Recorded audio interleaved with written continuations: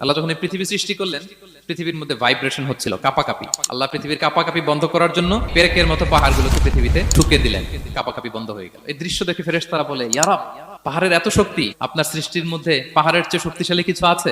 আল্লাহ বললেন আছে। সেটা কি? আল্লাহ বললেন সেটা লোহা, কারণ লোহা দিয়ে পাহাড় কাটা যায়, ঠিক কিনা? লোহার কথা শুনে ফেরেশতারা অবাক। ফেরেশতারা প্রশ্ন, তাহলে আপনার সৃষ্টির মধ্যে লোহার চেয়ে শক্তিশালী কিছু আছে? আল্লাহ বললেন আছে। কি সেটা? আন্নার, আগুন। কারণ আগুন লোহাকে কি করে? গলিয়ে ফেলে। ফেরেশতারা শুধু অবাকই হচ্ছে। ফেরেশতারা বলে, আগুনের চেয়ে শক্তিশালী কিছু আছে? আল্লাহ বলে আছে, আলমা, পানি। কারণ আগুনে দাউ দাউ করে জ্বলে ওঠা আগুনের মধ্যে পানি দিলে আগুন অস্তিত্ব হারায়। ফেরেশতারা শুধু অবাকই হচ্ছে। তারা বলে, তাহলে পানির চেয়ে শক্তিশালী কিছু আছে? আল্লাহ বলেন আছে, রিহ, বাতাস। কারণ বাতাস পানিকে একদিক থেকে আরেক দিকে নিয়ে যায়। জলের মধ্যে বায়ুর উচ্ছ্বাস লাগলে জলোচ্ছ্বাস তৈরি হয়, ঠিক কিনা? ফেরেশতারা আবার অবাক হয়ে বলে, তাইলে বাতাসের চেয়ে শক্তিশালী কিছু আছে? আল্লাহ বললেন আছে। সেটা কি?